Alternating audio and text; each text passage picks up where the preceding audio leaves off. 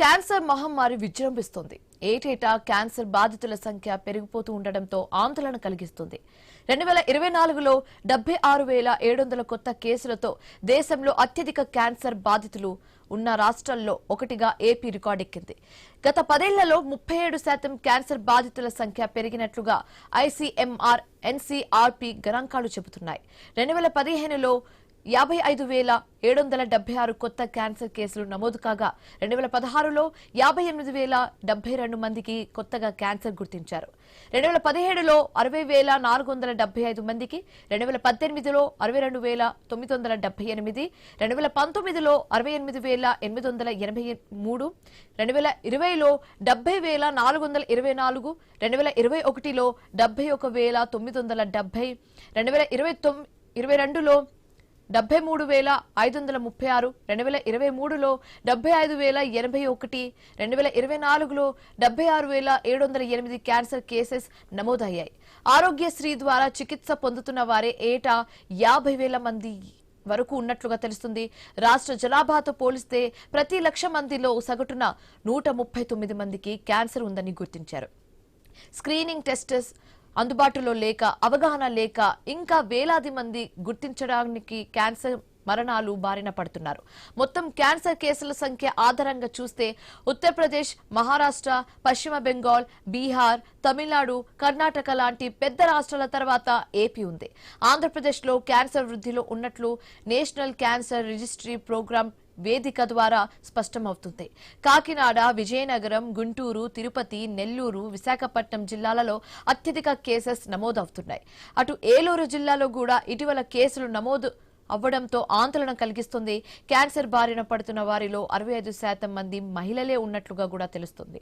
వారు breast cancer, గర్భాశయ ముఖద్వార cancer, అండాశయ క్యాన్సర్ బారిన పడుతున్నారు. 2021-25 మధ్య ఈ 3 రకాల క్యాన్సర్స్ కు సంబంధించి 78,913 కొత్త కేసెస్ నమోదయ్యాయి. వారిలో 50% మంది అంటే 38,055 మంది మరణించడం ఆందోళన కలిగిస్తుంది.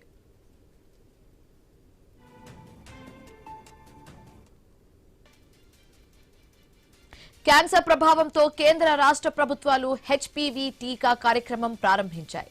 9 నుంచి 14 ఏళ్ల మధ్య వయసులోనే పిల్లలకు హెచ్పీవీ టీకా వేస్తే జీవితంలో క్యాన్సర్ రాదని ఏలూరు ఆశ్రమ్ క్యాన్సర్ కేర్ ప్రముఖ మెడికల్ ఆంకలాజిస్ట్ డాక్టర్ సారథి సూచిస్తున్నారు.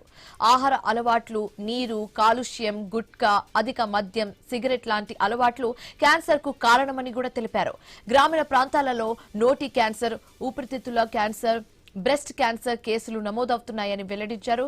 వారసత్వ క్యాన్సర్ ఉంటే ఎప్పటికప్పుడు స్క్రీనింగ్ తప్పనిసరి అని కూడా చెబుతున్నారు.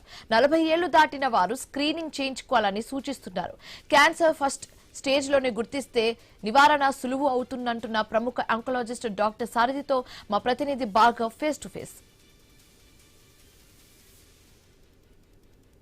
బాధితుల సంఖ్య పెరుగుతూనే ఉంది. ప్రతి 1,00,000 మందిలో 139 మంది ప్రతి ఏటా క్యాన్సర్ బారిన పడిన పరిస్థితి ఉంది. దేశంలోనే అత్యధికంగా క్యాన్సర్ నమోదవుతున్న రాష్ట్రంగా కూడా ఆంధ్రప్రదేశ్ రాష్ట్రం ప్రస్తుతం అయితే ఉంది. మరి క్యాన్సర్ ఎందుకు విజృంభిస్తుంది, దానికి గల కారణాలు ఏంటి?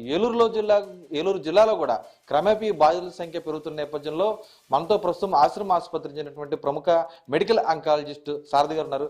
సార్, ఏంటి సార్, ఈరోజు ఆంధ్రప్రదేశ్ వ్యాప్తంగా కూడా మనం చూస్తున్నాము, పొల్యూషన్ పెరిగిపోయింది, అనేక రకాలు చెప్తున్నారు, దానికి నివారణ చర్యలు తీసుకుంటున్నామన్నారు, కానీ క్యాన్సర్ రోగుల సంఖ్య పెరుగుతుంది. మీ ప్రాంతంలో, మన ప్రాంతంలో ఎలా ఉంది సార్? మన ప్రాంతంలో అయితే మాత్రం pollution related things, plastic related things ఎక్కువగానే కనిపిస్తూ ఉన్నాయి సార్.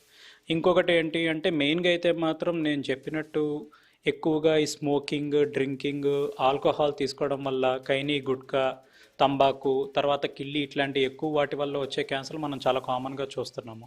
మేము రెగ్యులర్గా ఇక్కడ చూసే క్యాన్సర్స్ ఇక్కడని కాదు, జనరల్గా ఎక్కడైనా కూడా నేను హైదరాబాద్లో అక్కడ ప్రాక్టీస్ చేసి వచ్చాను. మేము కామన్గా రెగ్యులర్గా చూసే ఎక్కువ క్యాన్సర్స్ మాత్రం రొమ్ము క్యాన్సరు, ముఖద్వారం క్యాన్సర్ అంటే సర్విక్స్ క్యాన్సర్స్ అంటారు అది, తర్వాత హెడ్ అండ్ నెక్ క్యాన్సర్స్ అంటారు అంటే నాలిక, చిగురు, గొంతు, దవడ, వీటికి సంబంధించిన క్యాన్సర్ మనం కామన్గా చూస్తూ ఉంటాం. ఎక్కువ cases, majority of the cases రోజు ఇవే ఎక్కువ ఉంటాయి. ఆల్మోస్ట్ 60-70% ఆఫ్ ద కేసెస్ మేము ఇలాంటి కేసెస్ చూస్తాం. ఇప్పుడు మన ఏలూరు జిల్లాలో అటు ఏలూరు ఆశ్రమ ఆసుపత్రి ఉంది, లేకపోతే పక్కన ఏలూరు క్యాన్సర్ హాస్పిటల్ ఉంది.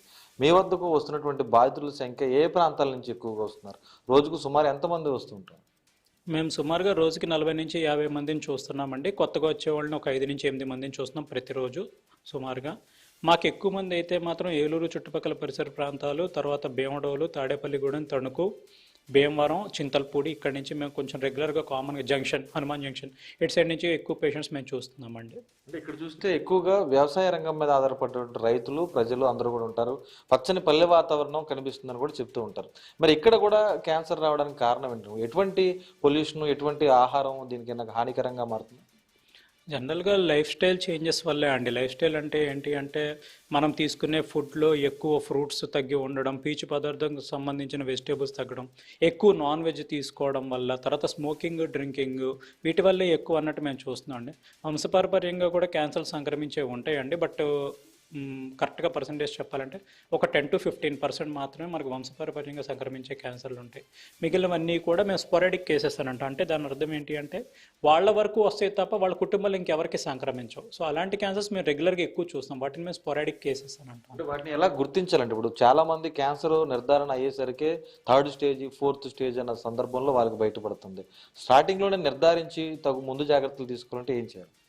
మెయిన్గా ఇంపార్టెంట్ విషయం ఏంటి అంటే అండి, చాలాసార్లు మనం బయట కూడా చేసే తప్పు ఏంటి అంటే ఏ కంప్లైంట్ ఉన్నా, ఏ ప్రాబ్లం ఉన్నా కూడా ఒక వారం నుంచి 10 రోజులే ఆగాలండి. ఇప్పుడు ఎడతెరగని జ్వరం కానీ, బరువు తగ్గడం కానీ, ఆకలి సరిగ్గా లేకపోవడం కానీ, లేకపోతే మోషన్ వెళ్ళే ప్లేస్లో నుంచి కానీ, యూరిన్లో కానీ, లేకపోతే దగ్గుతున్నప్పుడు కానీ, రక్తం పడడం కానీ, ఒంటి మీద గడ్డలు, లేకపోతే రొమ్ములో చిన్న చిన్న లంప్స్ లాంటివి ఇట్లాంటివి ఏమున్నా కూడా ఒక వారం నుంచి 10 రోజుల వరకే అండి. ఆ 10 రోజుల్లో కానీ మనకి తగ్గని పక్షంలో ఖచ్చితంగా ఆంకాలజిస్ట్ని వచ్చి కలవాలి. ఖచ్చితంగా దానికి సంబంధించిన టెస్టులు, స్కాన్ అయితే స్కాన్, బయాప్సీ అయితే బయాప్సీ ఖచ్చితంగా చేయాలి. అలా చేసినట్టయితే మనం ఆల్మోస్ట్ చాలా క్యాన్సర్స్ వరకు మనం ఎర్లీగా పికప్ చేసే అవకాశాలు ఉన్నాయి. చాలాసార్లు మనం బయట చూస్తూ ఉంటాం, మాకు వచ్చే క్లోమం గ్రంథి క్యాన్సర్లు, గాల్ బ్లాడర్ క్యాన్సర్లు, ఇవన్నీ బయట చాలా చోట్ల వాళ్ళు ఆల్మోస్ట్ నెలల నుంచి సంవత్సరాల నుంచి గాల్ బ్లాడర్లో స్టోన్స్, గ్యాస్ అని చెప్పి తిరుగుతూ ఉంటారండి. ఒక్కసారి ఎండోస్కోపీ చేస్తున్నా కూడా వాళ్ళని మనం ఎర్లీ స్టేజ్లో గుర్తుపట్టే అవకాశాలు చాలా ఎక్కువ ఉంటాయండి అలాంటి కేసులు. సో ఏ కంప్లైంట్ అయినా కూడా 10 రోజుల నుంచి అంటే వారం నుంచి 10 రోజులు దాటింది అంటే మాత్రం ఖచ్చితంగా ఆంకాలజిస్ట్ని వచ్చి కలవాలి. ఎడతెరగని జ్వరం కానీ, ఒంటి మీద గడ్డలు కానీ, చంకల్లో కానీ, గజ్జల్లో కానీ, లేకపోతే మెడ మీద కానీ గడ్డలు కానీ, మోషన్లో బ్లడ్ వెళ్ళిపోవడం కానీ, యూరిన్ పాస్ చేస్తున్నప్పుడు బ్లడ్ వెళ్ళడం కానీ, లేకపోతే తెల్లబట్ట అవ్వడం కానీ ఆడవాళ్ళు, ఇలాంటి ఏం కంప్లైంట్స్ ఉన్నా ఒక వారం 10 రోజుల కంటే ఎక్కువ ఖచ్చితంగా వచ్చి క్యాన్సర్ డాక్టర్ని కలవాలి. సో దట్ మనం ఎర్లీగా క్యాన్సర్ పికప్ చేసే ఛాన్సెస్ మనకి ఎక్కువ ఉంటాయి. ఆటోమేటిక్గా మా అడిగినట్టు ఎర్లీ స్టేజెస్లో పిక్ చేస్తే మనకి ఆబ్వియస్లీ అవుట్కమ్స్ అంటే రిజల్ట్స్ అవన్నీ చాలా బాగుంటాయి. మనం జాగ్రత్తగా ముందే గుర్తుపట్టి ట్రీట్మెంట్ చేసినట్టయితే. క్యాన్సర్ మీద అవగాహన కల్పించడానికి వైపు ప్రభుత్వం కూడా కొంత చర్యలు తీసుకుంటుంది. ఆశ్రమం నుంచి కూడా గ్రామీణ ప్రాంతాలకు వీల్స్ మీద కూడా మెడికల్ వైద్యం వెళ్తున్నట్టు పరిస్థితి ఉంది కదా. అలా ఎంతమంది స్క్రీన్ టెస్టులు చేస్తే ప్రతి 100 మందిలో ఎంతమందికి నిర్ధారణ అవుతుంది అనుకోవచ్చు? ఎలాంటి జాగ్రత్త చర్యలు ముందు తీసుకోవాలి? మనకి చేస్తూ ఉంటే ఆన్ అన్ యావరేజ్ ఆల్మోస్ట్ ఒక 100 కేసెస్ అట్లా చేసినప్పుడు అట్లీస్ట్ ఒక 3 to 4 కేసెస్ అన్న డిటెక్ట్ అవుతున్నాయి అండి. వాళ్ళని ఏంటి అంటే మనం ఫస్ట్ చేసేది బేసిక్ స్క్రీనింగ్ టెస్ట్ లాగా చేస్తామండి. High dose therapies, high dose scans అట్లాంటివి ఏం చేయమండి. చాలా బేసిక్ థెరపీస్ చేస్తాం. బేసిక్ దానిలో మనం చూసినట్టయితే మనకి దానిలో ఏమైనా డౌట్గా సస్పిషియస్గా అనిపిస్తుంటే అప్పుడు మనం ఫర్దర్ టెస్టులు చేసుకోవడం, బయాప్సీ చేయడం అవన్నీ చేస్తామండి. మాకు అరౌండ్ గుర్తుపట్టే రేట్స్ అరౌండ్ ఒక 100 కేసులకు అట్లా మేము స్క్రీనింగ్ చేస్తామంటే మాకు ఒక 3 కేసుల నుంచి 4 కేసులు మనకి ఎర్లీగా క్యాన్సర్స్ డిటెక్ట్ అవ్వడం అనేది జరుగుతుందండి రెగ్యులర్ డైలీ రొటీన్ ప్రాక్టీస్లో. ఈరోజు మనం చూస్తున్నాము మన రాష్ట్ర వ్యాప్తంగా కూడా ప్రతి ఏటా 60 నుంచి 70 వేల మంది ఈ క్యాన్సర్ రోగులు నిర్ధారణ అవ్వడం, బయటికి రావడం జరుగుతుంది. అసలు క్యాన్సర్కు మందే లేదు అనేటువంటి ఒక అపోహ ఉంది. మరి క్యాన్సర్ వస్తే కనుక వారు ప్రాణాలతో ఉండడానికి ఎటువంటి చికిత్స అందుబాటులోకి వచ్చింది అనుకోవచ్చు? అన్ని రకాల ట్రీట్మెంట్స్ ఉన్నాయండి. కానీ మనం ఇందాక మాట్లాడుకున్నట్టు స్టేజ్ చాలా ఇంపార్టెంట్ అండి. మనకి ఏ స్టేజ్లో ప్రాబ్లం క్యాన్సర్ అనేది డిటెక్ట్ అవుతుందనేది చాలా ఇంపార్టెంట్. 1 to 3 స్టేజెస్ ఉన్న వాళ్ళకి కంప్లీట్గా క్యూర్ చేసే అవకాశాలు ఉన్నాయండి. వాళ్ళు ఉన్న హై అండ్ థెరపీస్లో అన్ని రకాల ట్రీట్మెంట్లు కలుపుకున్నట్టయితే. 4th స్టేజ్లో ఉన్నది మాత్రం మేము జనరల్గా కంట్రోల్ అనే మాట వాడడం పేషెంట్స్ తోటి. మేము వాడే మాట ఏంటి అంటే కంట్రోల్, క్యూర్ అనేది ఉండదండి. కంట్రోల్ అనేది మాత్రం చేయగలుగుతామండి. అంటే ఏంటంటే ఫర్దర్గా వేరే అవయవాలకు స్ప్రెడ్ అవ్వకుండా, వేరే బాడీ పార్ట్స్కి స్ప్రెడ్ అవ్వకుండా ఉన్నది అక్కడ వరకు దాన్ని నిలిపేటట్టు చేసే ట్రీట్మెంట్నే మేము కంట్రోల్ చేయడం అని అంటామండి. క్యూర్ అనేది మాత్రం స్టేజ్ 4లో అనేది ఉండదండి, ఎలాంటి క్యాన్సర్ అయినా కూడా. అంటే ప్రతి 70 వేల మందికి క్యాన్సర్ వస్తుంటే సంవత్సరానికి అందులో 65% మహిళలే ఉంటున్నారు ఎక్కువగా. కొంతమంది చిన్నారులు కూడా ఉంటున్నారు. ఇటువంటి వ్యసనాలు వారికి ఉండకపోయినప్పుడు కూడా క్యాన్సర్ వస్తుంది. ఏ కారణాలతో రావచ్చు అంటారు? వారు ఎటువంటి జాగ్రత్తలు? మెయిన్గా మనకి కనిపిస్తుంది ఏంటి అంటే అండి చేంజ్ ఆఫ్ లైఫ్ స్టైల్ అండి. మెయిన్గా కొవ్వుతో కూడుకున్న ఫుడ్ ఎక్కువ తినడం, మందు తాగే అలవాటు పెరగడం, వీటి వరకు మేము మెయిన్ కారణాలు అనుకుంటున్నాం. ఇంకొకటి ఏంటి అంటే ఇందాక మనం డిస్కస్ చేసినట్టు వంశపారంపర్యంగా సంక్రమించే క్యాన్సర్లు ఆల్మోస్ట్ ఒక 15% దాకా ఉంటాయండి. 10 నుంచి 15% వరకు ఉంటాయి. అంటే ఒకవైపు ప్రభుత్వం ఎటువంటి జాగ్రత్త చర్యలు మీరు చూస్తుంటారు, వైద్యపరంగా కూడా ప్రభుత్వం ఎప్పటికప్పుడు పలు సూచనలు చేస్తూ ఉంటుంది. ఎటువంటి జాగ్రత్త చర్యలు తీసుకుంటుంది, ముందస్తు చర్యలు ప్రభుత్వం? ప్రభుత్వం అయితే మాత్రం పల్లెటూరులోకి వెళ్ళి స్క్రీనింగ్ అవన్నీ చేపిస్తున్నారండి. ఎగ్జామినేషన్ అవన్నీ నేర్పిస్తున్నారండి. సెల్ఫ్ బ్రెస్ట్ ఎగ్జామినేషన్ అంటారు. అంటే మనమే చూసుకుని గడ్డ లాంటిది లేకపోతే చిన్న లంబ లాంటిది తగిలిన వెంటనే క్యాన్సర్ డాక్టర్ దగ్గర పంపించడం, ఇలాంటి చర్యలు వాళ్ళు తీసుకుంటున్నారండి. అంటే ప్రజల్లో ఒక అపోహ ఉంది, సెల్ ఫోన్ టవర్లు ఇళ్ల మధ్య ఉండడం వల్ల క్యాన్సర్ వస్తుందని, సెల్ ఫోన్లు ఇళ్ల వద్ద తలల వద్ద పెట్టుకొని పడుకున్న వాళ్ళకి వస్తుంది. అటువంటి ప్రమాదకరమైన ఉన్నాయా? అసలు దానివల్ల నష్టం జరుగుతుంది అనుకోవచ్చు? అవన్నీ ఏంటి అంటే అండి, ప్రాబబుల్ అని అంటారండి. ప్రాబబుల్ అంటే కావచ్చు, కానీ ప్రూఫ్ లేదండి వాటన్నిటికీ. ఫోన్ తల దగ్గర పెట్టుకుని పడుకుంటే అవుతుంది, టవర్స్ మనము ఇల్లు అద్దెకిస్తే పైన సెల్ ఫోన్ టవర్స్ పెడితే ఆ ఇంట్లో ఉన్న వాళ్ళకి క్యాన్సర్లు వస్తాయి అనేది వాటికేం ప్రూఫ్ లేదండి. Thank you.